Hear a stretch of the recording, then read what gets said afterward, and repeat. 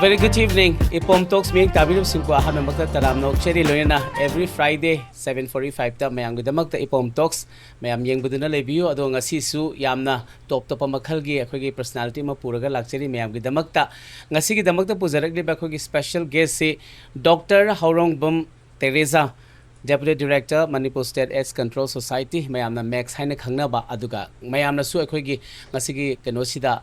podcast sida mayamgi apamba comments kayama queries kayama questions kayama su hangbiro akhoina wari sanaba sida akhoina matamdu yam ka haina phangdaba su yawbana maram oiraga aduga mayamgi answer do akhoina khumbang am su akhoina khumjarake Teresana uraga su Teresana adumak akhoigi answer mayam do pirakna ba habidi Manipur AIDS Control Society akhoigi Manipur State AIDS Control Society si contribution si Manipur da kimatik chawna thodang lori bani aduga loine akhoi si yumthong khuding yam darkar leba information kayama yumthong khuding ge khoina effect or matamda or akhoina educate matamda awareness pi matamda akhoi si yamna mak choba thodang lomi na daba yadaba na maram oiraga ngasi si yamna akhoi gi special guest asi tanglaba matam kai thok piraga ngasi gi akhoi gi AIDS amadi HIV gi matang sida akhoi je khana daba yade horak liba angang sing sida so akhoina kamaina moida educate hogani haibagi khudong chabada lawzarga ngasi gi special guest mayam gidamak thamjabani ahan bamakta da Dr Teresa bu taram nokcheri. Please welcome to the show. Thank you so much, Suraj. Mayam bu khurumjari aduga EPOM TALKS bu thagachari sida aigunda ama opportunity HIV AIDS ki maramda ngangna bugi. Thank you. Ahan badaina doctor da laksaning base ko haibadi mayam si HIV AIDS habisi yamna di tare yamna su common oire aduga khare hena thijaluba khare hena khanglingba kangbu dakne hena thijan badangna tawi ko aduga akhoi gi Manipur si sinma thungna or akhoi gi Manipuri singma panda leba singna yengjaba su hena kanana ba akhoi gi yamna potential leba akhoi kenoma information ma thamse ba ko ado ahan basi ihan hana doctor nana HIV amadi AIDS habisi kari no moi khena basina kari no haibadu masandok namtang thambiyo Suraj, HIV se human immunodeficiency virus oina khangnai ma se RNA virus makhan amani se virus in akhoi gi immune system the target toraga CD4 cell haiba ama immune system cell se white blood cell ne akhoi immune system strengthen tawna bagi cell si da mana target toraga attack tawi aduna HIV sina virus oire ko acquired immunodeficiency syndrome she sina akhoi gi HIV virus in a hakshang da changa aga magi virus replication yamna magi se mahik myam se manung da ma se virus se replicate tawraga aduga mi amagi immune system sonda hallaga aduga laina myam changak pase sigi symptom syndrome se sisina AIDS oina khangnai so HIV sina virus AIDS sina sign and symptom AIDS se akhoi yamna later stage where infections opportunity infections haibadi tuberculosis cytomegalovirus candidiasis moi myam se changa aga miyama the infection oina la aga immune system sonda halakanda AIDS oina full blown AIDS oina khoina khangnai AIDS ki matang the brief history hai ta bataradi 1950 the Republic of Congo da akhoi case ama khwadi hana akhoina mi ama the human case detect tawgibani adugi matung the 1981 da Los Angeles the nupa young men akhoi nupa khara da unusual case of pneumonia thengnara kanda AIDS se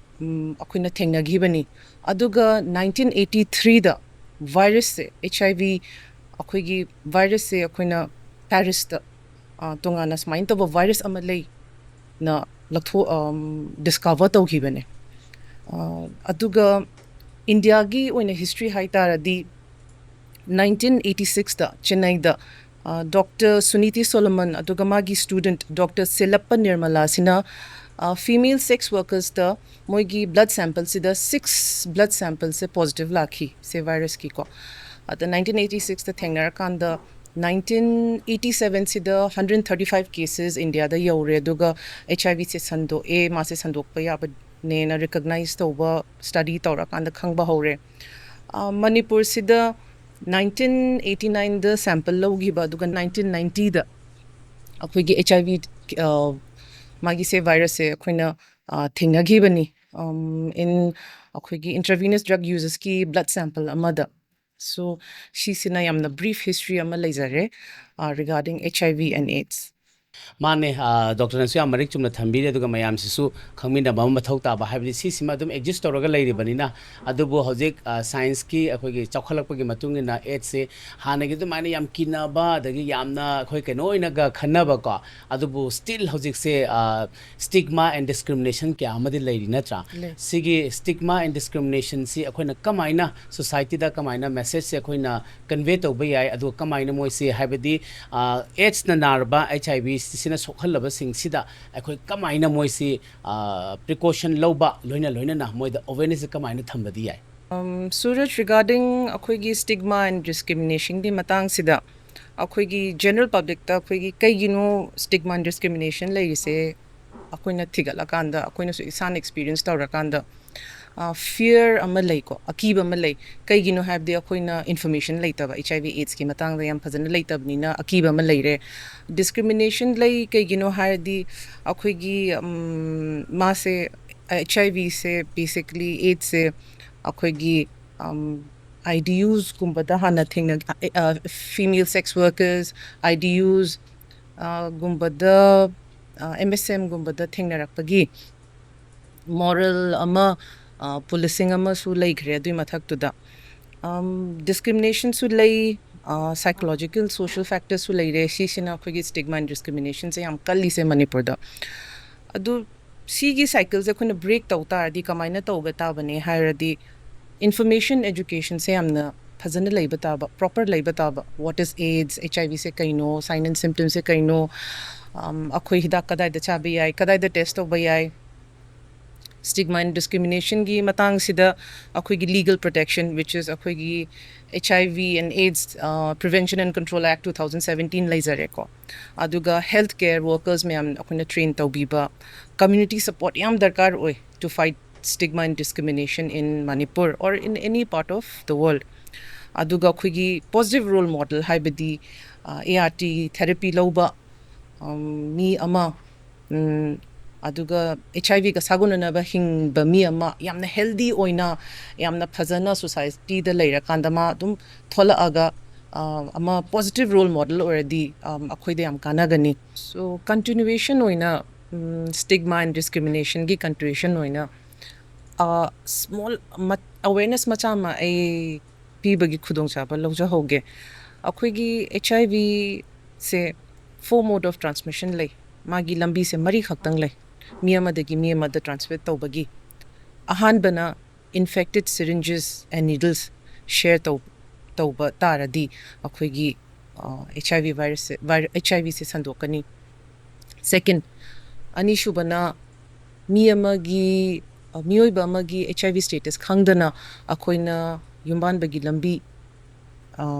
chathagiba protection sizinadana adu second shuba leire ahom shuba sina HIV infected mama dagi machada infect tawba si se akoina vertical transmission oina khangnei ama lei chances ama lei shidasu mari shuba lambi sina infected blood and blood products akhoi blood transfusion tawba transfuse tawba matam da so infected blood ko adu tawba de se lambi mari khaktang ni infection se tawba gi adu akoina infection to haning de haradi khwaidigi hana akoina prevent tawba da se akhoi needle syringes se share tawbi da ba use needles se akoina dispose tawbi ba ani shubana mi amagi HIV status khangda bataradi condom season biba ahum shuba sina mama ama HIV in ma se infected oire khang bataradi ma se yam thuna healthcare center da chatlaga obvious test tawraga ART therapy chathabiba chang naina test tawba viral load gingbiba aduga mari shuba sina akhoi unlicensed blood centers gumba akhoi blood bag akhoi khangdaba mark tawdaba recognized ya licensed blood centers agi phangdaba blood se sizna bidaba she mari khaktang ne akhoi na transmissions akhoi na lephanba ngammi se HIV gi so adum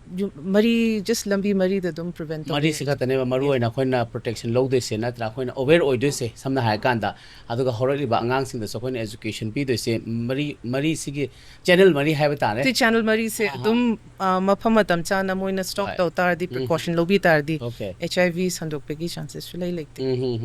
adagi hojik se stigma and discrimination se adum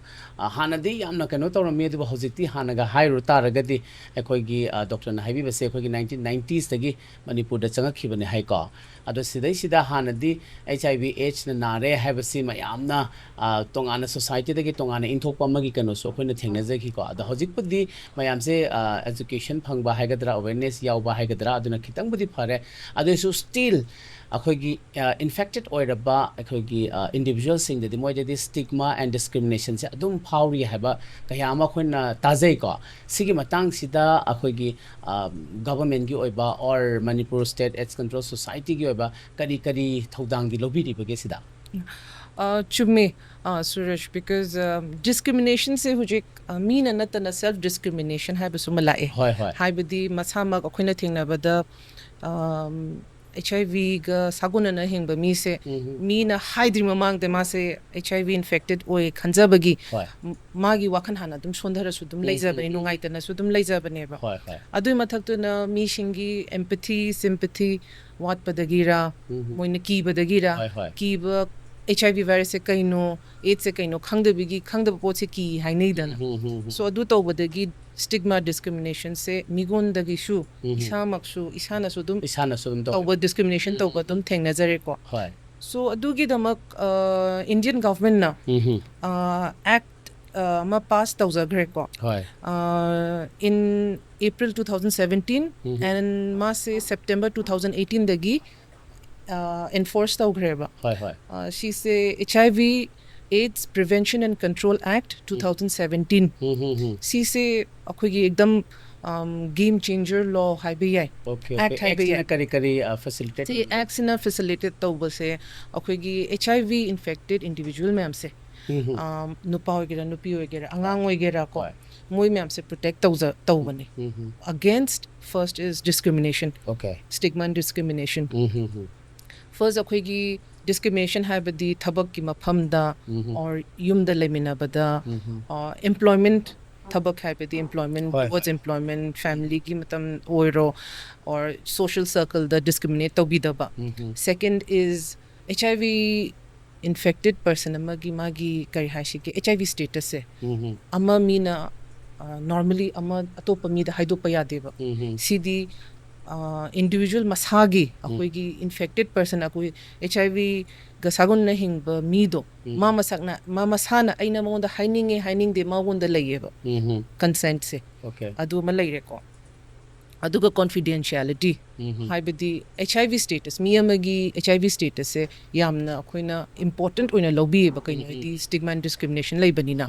so magi status se top secret oina tham very confidential adu do khoi even kai hashige state level da bu akhoi pithokte admaina malaire ko then access to treatment haibadi HIV infected individual ama se mon the treatment access phangbi gada ba treatment access haibadi testing dagi oiro counseling dagi oiro ART chabadagi oiro ko ART haibadi therapy ma pura ma therapy ni so ART medicines me amdo on the everything mo on the facility do laibam tho supposing me ma se mo on the discriminate tawre hairo ne discrimination face tawrabni na mo on the nungai tabat how batarati mo on the shok patarati ombudsman akhoi gi leizari ko ombudsman office se akhoi gi health directorate ki ground floor the leizai so asumda chalaga mana dum kai hashige complaint thagat pa yai that I gunda discriminate taw gare either family no oiro or government to oiro grievances labor ko adum loi ma ombudsman lei manipur yare ba ko adu ma leire aduga for vulnerable population women and children in case of lum oiro property oiro education oiro adugisu protection adum piri Okay. si action Mane mane. Yam phai action habidi pukhalai se ma se fully mage life to secure oina bagi Mane. formulate to bi ba haba tare ko Mane. aduga yamna su phai aduga central government or akhoi gi state government na pakhale basing si su adum kaino oi hena akhoi khanjai aduga CM se dum ama puthokjage hoi hoi haibidi test tawri khudingi ko test tawraga hujikti hanadi test tawraga positive la e positive oire khangadi akoigi viral load ka yengame hana hujikti hik positive oradi akoidum treatment hore yes test and treat policy hogre 2017 dagi hoi hoi so adumain tawraga leiri this is hojik nasagi infected oreba sing se hek positive ore high treatment jo hore hai ko instantly si yamna su phai aduga treatment tawraga akoigi hojikti akoina su sum tajabada moigi lifespan se adumak extend tawraga yamna healthy oina su loimak lei hai sidai sita moigi si akoina positive ore matung da lifespan se kamaina moina maintain toba ya ba moina hojiki medication si regularly chabaduna hena gano oidoira aduga apart from that healthy food chaba kari kara adugumdi kari di advice si lebi bage thank you Suraj se question se akoigi ART chabagi se lomakta leibane hange akoida okay ART se chaba se yam kane adudagi hena kana basidi yam akoigi virus infected oitaradi ngang khatna haibidi yam thuna test oraga thuna haurigai phai atopa infections mayam laktri mamangda yes immune sundha drobanina aduna ngali gai phai isagi status khangi gai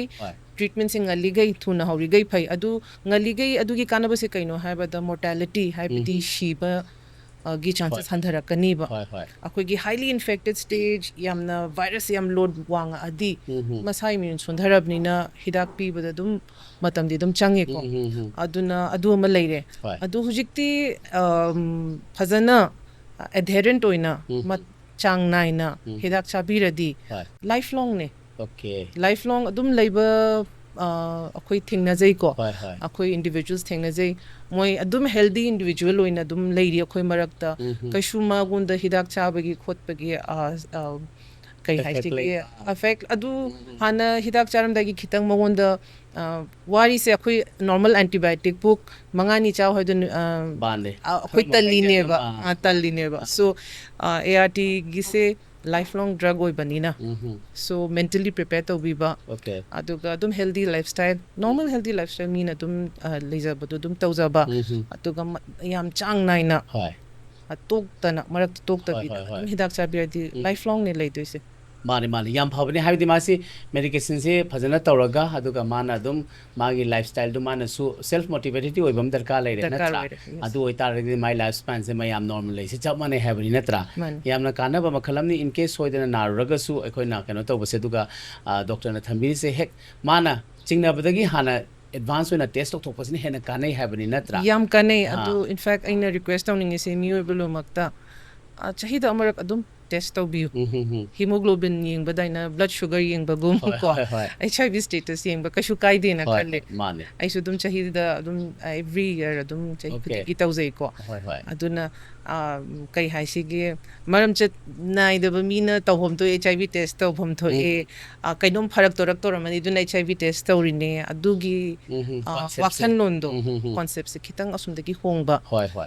virus amani shi se ko virus amani so like khigi covid ki matam da su virus ni dan adu su yam kanna discrimination adum lehi bane so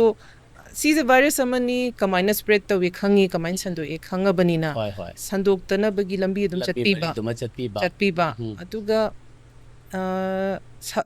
HIV ga saguna na hing bagi mi singa kitang empathy thambi ba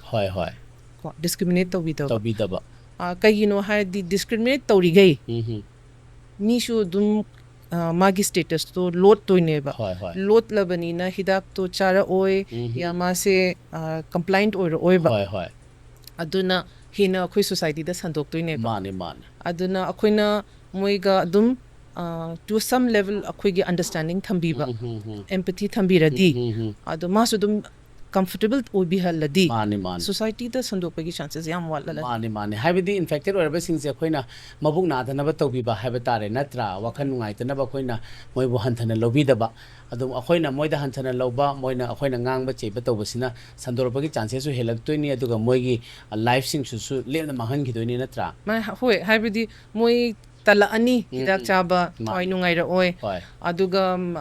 ART center da chatpa moi ikai rakani adugumba do thambida ba moi da khoina encourage to biba hoi hidak to chang nai na chao doctor manak ta chatlu pregnant women da support to biba doctor manak chat biba therapy chatpa adu mayam to biradi yam da akhona han thabagi chances su hen doi natra ada hojikti akhogi HIV AIDS ki status e Manipur state ki oni de kamai na di leiri Suraj akhogi HIV gi status in Manipur hai taradi size tadi akhoi se 23rd kun hum doine ko size tadi PE se akhoi digi yam pi aba state tani akhoi leiri se but prevalence the population the hai taradi third highest in Manipur se India da so HIV prevalence na malay akhoi na generally 15 to 49 years ki manung da mi kaya infected oige na akhoi na study tawba sida akhoi gi se 0.81% ni 0.81% hai tardi mi lishing tarada 81 se infected oira leina hairine HIV infected ona leina India gi di hujik 0.2 ni aduna Manipur sina wangi hujik aduga adu haiba tarasu 2016 gi data da di akhoi gi HIV prevalence adult prevalence se 1.25% oirame haiba taradi mi lishing tara gi manung sida chamaga kun manga 125 mi se positive oi infected oi na akhoi leramine so akhoi gi trend se hujik declining budi chatli ko hana dagi di khoi handari due to active akhoi gi prevention treatment care tauraga aduga but still I think we need to work more haibidi hena akhoi na transmission se lephan ba hena HIV ge awareness AIDS ge awareness piba sida akhoi gi data macha ma I share tawzage akhoi gi hujik Manipur sida 17420 mi sina moi gi HIV status se khangi adugi marakta 15991 sina ART services lawzari hujik adu 15991 gi marak sida 12822 which is nearly 95% gi hele ko moi se hujik moi gi viral load suppress tawra leiri akhoi gi 17420 moi gi masagi status khang base I think akhoi se hen akhoi am se test torga isa gi status khang base yam darkar oi aduna ina request tawzaningi se miwebul makta request tawzari isagi HIV status to khangbiu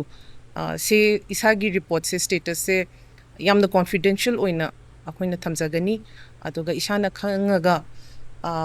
isagi status khangbagi kanaba sidi precaution lahobana yam phai aduga mode of transmission do khina khangba taradi sandoktabasu akoina control tawba ngammi aduda ina request tawzaningi se mi myamda akhoi gi blood group isagi khangjaidana akhoi myam se blood group khangnabagi test tawjaidana admission tawda sum yawridana aduna chap manana isagi HIV status su khangba isagi HIV status khangadi precautions adum lawrak kataba hojikti akhoi gi angang sing sina akhoi gi haugalakpa sing sina thabak changma matamda HIV gi status sima de hojik podi yawre compulsory oina akhoi gi medical check matamda adubu doctor hai se akhoi se loimak se khangtok pasi darkar oi isana mi na khangba khangjasu aina aigi HIV status se khangbam to e aduna mi na akhoi gi miyoibana chatlaga kiri se HIV center da chala test toraga mil no lo makhaido kani na khanjaba do adu shoi oide HIV test torakanda positive lakpa mi se moi gi health care provider counselor ga doctor na dang khangani adu moi na su atopa mi da haidok pa yate so yam confidential oiba report ne adna kashu pakhatana test to biba isa khangna bagi aduga Suraj ai sida opportunity ma lawzage akhoi gi risk assessment tool na ma layeba risk assessment tool se layba sida isana chatpa ngamdrasu hospital da chatpa ngamdrasu ai se test tawsira tawroshira khanba taradi yumda leiraga test tawba yai QR code ama lei ai share tawjarake yaradi dum share tawbiraga ne hoi adu mi myamna lomakna 7 questions laigani question taret khaktangni ming su piroi isagi male ra female dang haini age ama pirani ko aduga question taret khaktangni adu do answer dum taw chumna tawbiraga at risk ne risk laite na hairakani app tuna aduga isana at risk oitara di chatlaga test tawbiba so adu ma laizare ko aduga Manipur State AIDS Control Society sina laaga intensive akoigi IC intensive treatment care support pirak padagi prevention tawrak padagi akoigi needle exchange program tawro oral substitution therapy oiro admaina akoigi NGOs mayam su laizari ko NGOs mayam duga collaborate tawraga yamna phajana kai haisige epidemic se khona control tawba hotnarakpadagi hujik Manipur se declining trend tadi lei yam phai habidi akogi max na su achauba thodang lodana ko initiative lobi badagi su sila ini natra every now and then akoina sutum tarakpa matamda sigi awareness dagi through posters me ama poster campaigns me ama tawba khopa me ama khoni su taje aduga even hoji phokta dum akogi media sing da sudum tari dana ko si kana ba phang ba haiba tare declining da lak ba haiba se akoina hanadi yamna peak oiru badu tar e haiba se tabada sham nungaije aduga akoigi thagachari haiba tare initiative lobi reba department sing initiative lobi reba NGOs or any individual sing do akoina sigi matang da yamna hidi Manipur gi society se kalhobada yamna akoigi initiative si yamna lobi raga sumaina minimize to birak ba haibise akoina duki matik appreciate tawjani ko adu nga sai gi akoigi Manipur gi context da akoina wari sanaba matamda nga sai 2000 ba de yamna peak oirui haibase akoigi case study me ama to biram gani ko doctor hoi me amno gi team me amdo case studies me am to matamda basically koi Manipur da anambana maximum haiba tare or range se khara wangna infected oirak pase karige through karamba channel dagi karamba ngasai gi mari dagi karamba transmission oigan bage haibadu masu thambi so hana mamang duai matamda Manipur gi main mode of transmission the main route se intravenous drug users were me syringe needle and syringe na main reason or me but say trend se hujik Manipur da change to hore Manipur da command change to ke have the hujik heterosexual contact nupa ga nupi ga yumban bagi lambi sina main driver or mode of transmission da so koi gi se kitang change amala e amagi kai haishige mode of transmission se so hujik aina especially youth akoigi reproductive age da laiba mi sing da ina request tawzaning issue kai haishige mi amagi miyoiba magi HIV status khangdradi protection sijina biba chingna bataradi HIV test thuna tawraga treatment lawbiba aduga pregnant mother bataradi kashu hesitate tawdana kashu ikai iki kidana hospital da chatlaga treatment lauzaraga leibiba mani adum kalhoba ngami haibdi soirure khanghodre haiba akoina ngasai control ta hodabadagi infected oigre hai ta chingnaraga su hesitate tawdana adum contact toraga hekta easy accessible ohenbanina adum ya habanina tra mani Suraj mani ART treatment lobby base yamna matam chana aduga phajana lobby base yam darkar yes yam darkar mani haibidi akoina soiru re akoina keno tawre hai taraga de akoi che treatment gi tawnabagi keno sima leirabarina akoina instantly test toroga akoina kitang doubt ama lakpa kitang chingna bama laga di hekta lakpiyo haibani natra aduga sigi matang da akoi keno se infection se akoi mi sina chingna pa khotpa hoi moina keno ma moi masada doubt lakpa ma su lakpa su leire aduga akoi si akoina ne mokoi si kamaina symptoms di karam mongi symptom di anambana regularly moise lakkan bage haibidi HIV ne infect to bahorok pose moise karamba symptom kari symptom sing se akoina masana khangdaga su akoina family gi member amanna magi siblings sing na khangja ba yabagi advantage kumbadi legadra Suraj akoigi stage akoigi HIV infection gi sign and symptom hangak pasida akoigi stage home lay HIV infection gi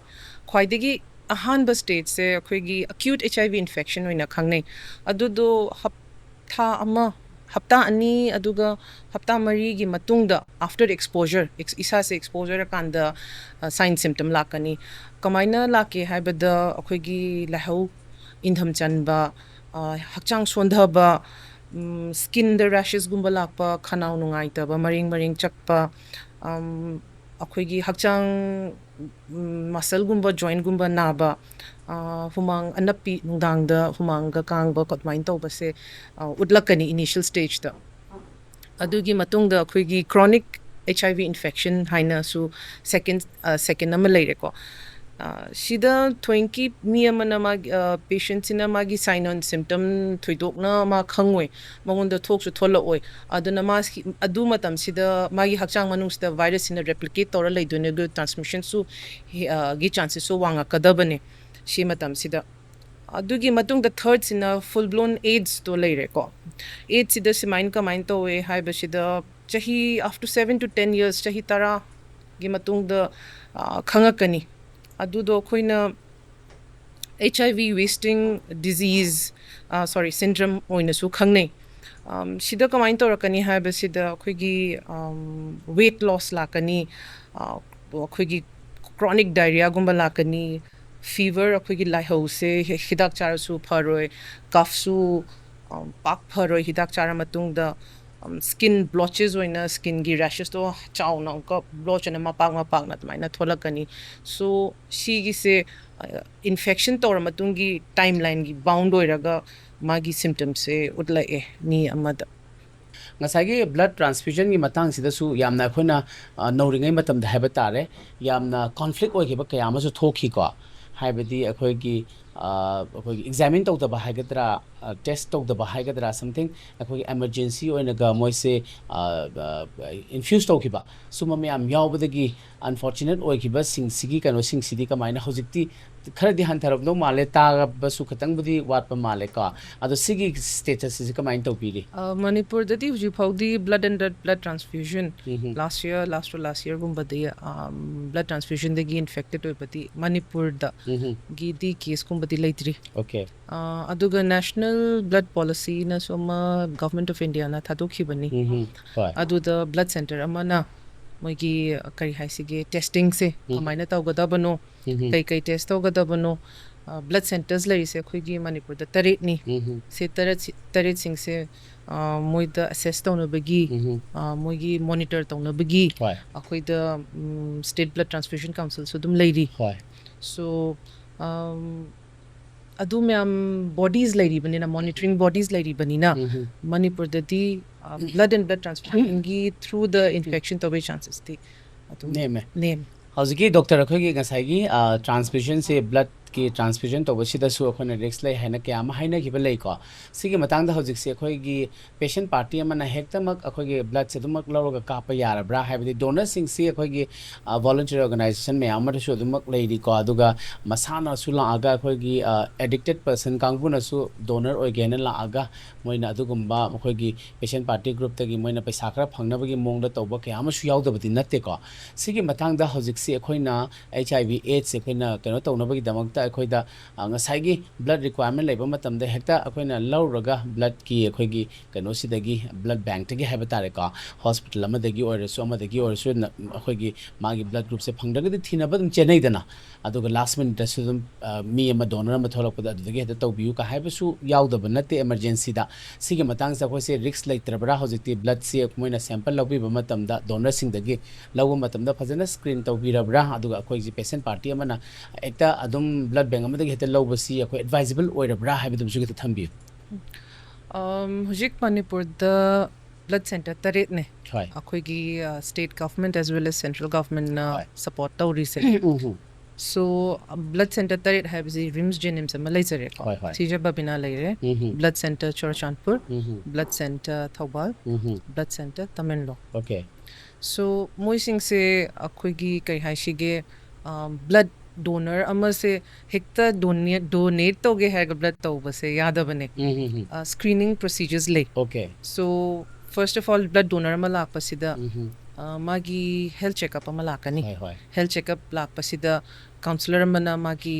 maunda questionnaires khara hangani Hoi hoi. magi history khara hangani Mhm. magi se smoking drinking gi oiro tattoo hakibra Mhm. aduga kai haishige even drug gumba seasona bibra khotpra loma hangakani Mhm. aduda mo screening torakadoi bane ba Hoi hoi. donor se Mhm. aduga adugi matungina donor gi questions ki matungina Hoi. moina permanent oibra ya temporary deferral tawdoine Mhm. Mhm. after screening moina se individual se healthy oina khalaba mi se mana blood test pira akanda donate torakanda adu blood sina onka test tor test Okay. chathara kani ba kari test chathara kani have se HIV dang nataba along with HIV hepatitis B C syphilis malaria Okay. test tauriye ba Mhm. adna TTI test ko ba Okay. so se testing those blood centers se dum test tauri ne Okay. Okay. The blood center में तो लोग उसे कोई दुम compared to relate हो गया यार है. adum yai ha Okay. Okay. the monitoring bodies will like Okay. aduna moi guidelines to Hoi, according to central government ki Guidelines national to blood follow. transfusion council ki guidelines follow to raga dum chatpani na yam tabada yam nungai je aduga doctor na hoji panbi ke ba khogi donor lak matam da my history yam matam na tattoo hak khibra khaina hai matam se Hai. tattoo si gi site gi kamaina sumaina HIV gi chances kum su lei bibra tattoo hak padagi tattoo si yam na su hoji se trending su ere Oi. ka tattoo hekpa akhogi hogalak de ban ha sing youth sing da akhona tattoo hak matam da kari precautions logani not to infected with the HIV se kamaina thambi dingi yamna simple ne needle do tattoo hakpa needle do hoi hoi once used to hiba do dispose of to biba okay hana used to ba needle do onka sijna bidaba okay tattoo parlor gi tattoo artist to the request to ba duga anoba needle oina laibiba okay okay adu हाइबदी चेक्शन होतबदी यादबनिना हाइबदे tattoo हाइसे trending लाइबनिना अखोइना parlour तौरिबा अखोइ टैटू गी हकपिरिबा आर्टिस्ट हाइबा तारे मोइनसु नीडल सिमा चेंज तौबिरगा अमदा हकपदा एवरी इंडिविजुअल से चेंज तौबगी रिकमेंडेशन सिन त्रादुगा मयामनसु अखोइगी टैटू हकदबा सिंगनसु मसानसु पर्सनल रिक्वेस्ट तौबिबा तारे हाइबदी माना एक्स्ट्रा चार्जेस लेरगसु अदुगा मागी नीडल तांगमगदी माना कनो हेता सीजन रकदोइनि नत्रा हाइहौद्रगदी अदुना टैटू गी आर्टिस्ट नसु अदुम असिमा खितंग अवेयर ओइबिरो हाइबदी अखोइ सि खंगबा ngamdabani हाइबदी HIV ने इन्फेक्टेड ओइरे हाइबदी मसासु खंगदरगा इन्फेक्टेड ओइरमबसु कया अमा यावदबदी नते नत्रा अदुना खैना ngसागी टैटू हकु मतमदसु खितंग चेक्सिन बिरो मरु ओइना ngसागी माना टैटू हकदब निडल दो मागी फ्रेश ओइबा अनोबा म ओहनबियो हाइबसिनी अदुना मयाम से चेक्सिन मिनसी चेक्सिन होबा हाइबसिना ख्वाइदगी याइफबम ओइगदब ओइबना अखोइना तुंगदा रिग्रेट लाक्तनबा अखोइना सुंगसोसोइना चेक्सिन मिनसी सुगुमा मचा मसु ngasi di doctor na tattoo gi body do palak panya khoi tattoo gi matang na cheksin na awareness amadi thoi idana ka yam nungai je doctor bo tu nga sai gi doctor na max se khoi gi manipur state AIDS control society se yam na body affected oidi ka aduga sig initiative karam kanda establish to gi banno aduga magi initiative se kadai yauna pak sana sandokpa ngambira bage haban su kita thambi magi status haiba tare Manipur State AIDS Control Society se akhoi 1998 28th of March the under Manipur Societies Registration Act 1989 the gi moise established to given another thing aina putor payara di akhoi gi 1987 the sando e na khangedana adu the Manipur state se akhoi is the first state which actually introduced the state AIDS policy. Okay. All over the states in India, the Manipur, that's nice. State AIDS policy introduced to Gibado. Okay. Adu do 1996 the introduced to Gibani. Okay. 3rd of October, if I'm not wrong. 3rd of October. The. Okay. So, akogi duma later. So, Manipur State AIDS Control Society se akogi divisions le. Right. So, akogi IC and mainstreaming division ama later. IC and mainstreaming division sina akogi awareness gumba sandokpa, akogi multimedia, mid-media, TV, news, papers, radio, Shumang Lila Party, folk troops, aduga hoardings oiro, adugi matang da koina IC gi awareness sandokpa. Okay. Through every medium medium se season arga social media jikti ko even social media influence book influencers so dum ropin ta wo hore. Okay. so moiga tauraga moina moigi reels sadorakani That's nice. youth the reach out taunabagi then second akhoi state wise akhoi event lai bane on the 12th August International Youth Day sida Okay. akhoi intensive IC campaign launch tawzagani Okay. 2 months intensive IC campaign ne aduda khoina around 10,000 household then 1,800 schools, Okay. 88 colleges, aduga kay haisige flash mob, Okay. adumain tauraga koi event rally gumba chalakani. Okay. Se thani sida. Aduga adugi matungda akhoi se red run amatawi marathon towe. Okay. So si red run gi marathon sina kay akhoi state winner sina national level da chalaga Okay. red run da chain doine then akhoi red ribbon quiz tu tawzai akhoi school sida koina HIV AIDS ki matang da koina quiz competition tawraga Okay. aduga last year se akhoi angang manupa macha ani state level winner se Okay. national level da moi second rank ta gi Okay. akhoi Manipur gi Manipur state represent Tauraga national level la second position tarakhi. tarakhi then we also have a red fest Okay. red fest sida handak akhoi gi musical event akhoi gi local artists me am do invite tawraga around 10 11 tran thoi gumba local artist to korago invite tawraga moina performance pi gi adumarak tu da koina transgender gi fashion show ama su tawgi bane Okay. Khongba gi saudung punglam pakta Okay. Oh, that's nice. adugumba events gumba koina dum tawzai ko aduga so sisina IC gen mainstreaming gi division ne ba atopa khoi gi mainstreaming sina atopa departments me am duga khoina collaborate toraga social welfare or education department or akhoi gi PLHIV people living with HIV and AIDS mogi dama khoina kai incentive mogi protection gi dama kai toga ya ge na moga dum khoi discussion phaminei Okay. aduga so second khoigi division se prevention division ne prevention division se basically khoigi dum maming duna dum khangi ko targeted intervention lauraga targeted interventions se khoigi high risk group khara khona consider tawzaiye ba khoigi female sex workers intravenous drug users MSM hainai men having sex with men then transgenders migrant truck workers laborers gumba se khoina high risk the lai se mo se khara vulnerable oi infection towards infection na kan bagi high risk malayena so khoi moi de kai hasige target tawraga haibidi target di haroise moida koina preference pi raga akoina moida prevention gi moise care support tum pb ba so akoi gi sigi targeted intervention gi 53 NGOs lai akoi gi ko OST centers akoi gi 59 lai link worker schemes 9 lai all over the state mami am sina punna tawraga shida work tawzai ko adugi matung the basic services division amalai basic services division the sina combine high shige testing services me amona provide tawri testing services labor sida khoi gi 55 ICTC integrated counseling and testing centers hai ICTC sida chalaga mi amana counseling so nung phangbigani aduga testing so free of cost ta phangbigadaba so 53 yankai humdoi centers me am like ko adu the DSRC akhoi gi se huje HIV gi se HIV na tana even syphilis khoi gi sexually transmitted disease reproductive tract infections RTI she se khoi na yingi ba ying ba sida so 10 DSRCs lairi akhoi gi so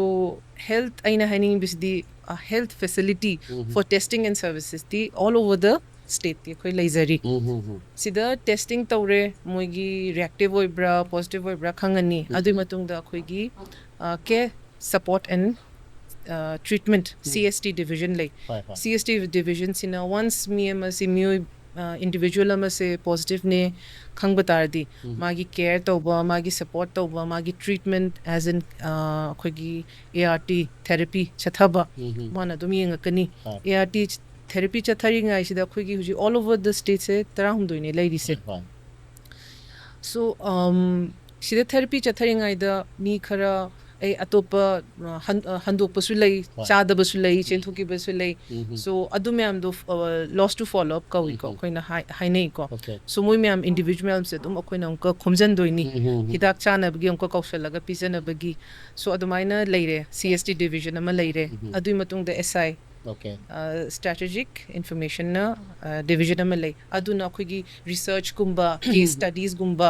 kamaina akhoi like akhoi epidemic se HIV ge epidemic se kamaina change tawri status se kari lei moina pura research targa study tawba adu moina data se khomjan ba adumaina akhoi division manga se leire mani yam nungai habidi suma information me am so koi darkar ni akhoi any required oba matamda akhoi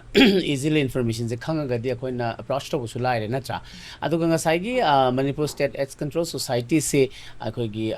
horoi bangang sing da su mayama akhoi gi sumaina sugum basida ai se sidangdi options se moina khanjaba yawi ko ai career haiga tare saisa basically doctor singubudi adum suited oiba oire ado apart from the doctors akhoi je sumaina akhoi gi service haiba tare health service piba sugumba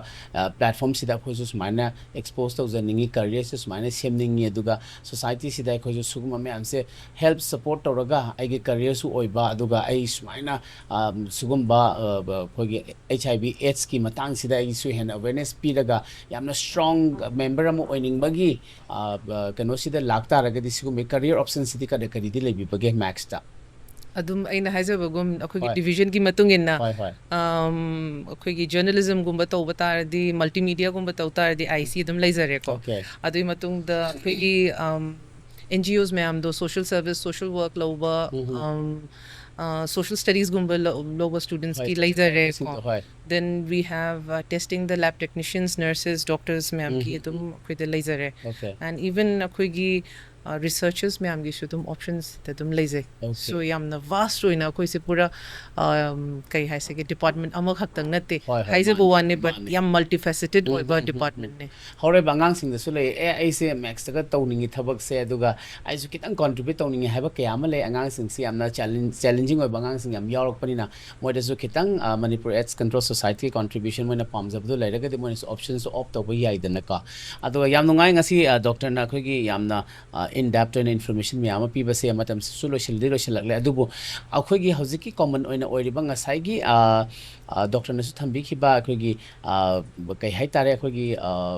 workers ki section sing aduga akhoi gi drivers truck drivers sing gi aduga me am da moda emphasize to biraga noina hena take care to bibagi privilege amadi thambi ri ko sigi matang sidai khoi si mioi ba haiba se family khuding mak si effort to bangam da ba kayama su yaujai magi deliberates phangna be damakta sex worker kayama su thol e ko sex worker sing tholako matam sida khoina kamaina sex worker se stop to bude khoina yaroi impossible oidoi ko adubo sex worker oiba sing se basically uneducated oiba kayama su yauri aduga yamna kano to ba well to do family di amatu oidra aduna sex worker sing sida khoina karamba precaution kamaina khoida moida gyan tahan ba yabagi awareness ki kano simadi kamain initiate to biri max na aduga ngasi gi khoi gi EPOM TALKS ki platform sida su sex workers sing na kamaina khoina khangna ba chana ba sing da su kamaina moida takpi tambigani habagi awareness to makitang thambiyo so Shigi is the main division which handles Shigi se akhoi prevention dune so akhoi deputy director has been working very hard on this akhoi female sex workers se moi se akhoi na HIV AIDS mode of transmission route of transmission phasana akhoi na tai we have distributed more than 70 lakhs condoms aduga akhoi gi program myam sida moida phasana involved tawraga each and every female sex worker se NGO duna moiki makhada thamaga enroll tawraga moida constant support constant guidance adum piri aduga testing sudum tawhalli aduga akhoi female sex workers thingnare like shu haitrasu ma form mode of transmission dikhange ba adu magi se condom so khona dum provide tawzari awareness dum pizari adu di dum akhoi tawri in fact akhoi gi conference gum bale rasu even national level da puraga discussion ya halle kagina hadi moina grassroots level moina field level gi experience share to waya banina so even akhoi gi female sex workers na moi gi client to HIV testing to no bagi book moina kai hai sige thammeba thamme yam phai tabada su yam nungai je habidi akhoina su thingba ngamroi da ba du gumbani akhoigi below poverty line da lairaga magi daily bread ki damakta su thorok kayam yaudaba su natte ado ngauksana badagi tawba su yaudaba di natte but moina aware oi taragadi akhoina sandokpagi chances su handa doini akhoina gyan taminaragadi natra mana magi kano duma su akhoigi upai leitabadagi changiba kayam su yawi misguide tawbadai changiba kayam su yawi adu protection sima moina season horagadi moida magi health ki akhoigi society ki akhoigi kay haitare manipur sida su akhoigi adugum su handagadoni natra aduga matam se lo shilabani da akhoigi Dr Teresa daina haizaning basi akhoigi age na HIV na sagona raba singsida moisi karama mongda motivate tawbagi wakhalon khadang thambiramo aduga AIDS pu HIV bu akhoigi yamna kina khanariba singse sigi matang da su khitang akhoida kai haitare stress kan loba singse khitang release tawna ba khitang relief phangna ba akhoigi Manipur AIDS Control Society gi wakhalon khitang thambiram yam nungai jare Suraj so wrap up si solution bada ina haizaning ise mode of transmission mari ni akhoigi human bagi mari thamba unprotected atopa habi infected person ga second sina akhoigi syringe needle ga syringe infected needle syringe sijina bidaba third mama mapa dagi macha da sandoktana bagi government na provide toriba treatment facilities me amse lobi ba aduga blood and blood products akhoigi unknown blood center ya unknown blood bag dagi transfusion tawbidaba se khaktang ni CD transmission do handharakani tawro in fact handhabanate transmission later doine aduna tana akhoigi HIV ga saguna na hingba mi hing gidamak moishu wakhan yam nungai taba tawbidaba matam chana hidak adum chabiba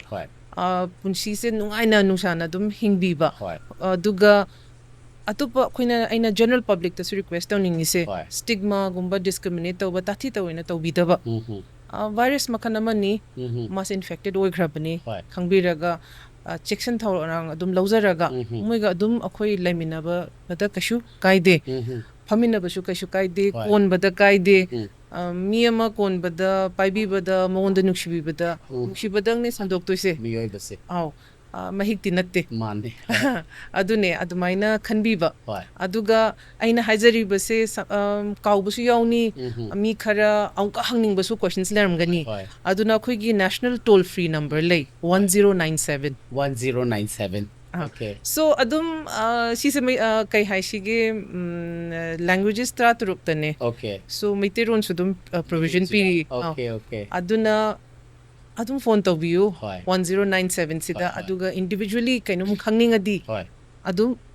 call tor adum hangbiba hoi he yam ngai jai aduga kai doctor bu yam thaga chiri aduga ngasi gi akhona thamjari ba topic sida su mayam se akhoi gi information khangning ba kya laira su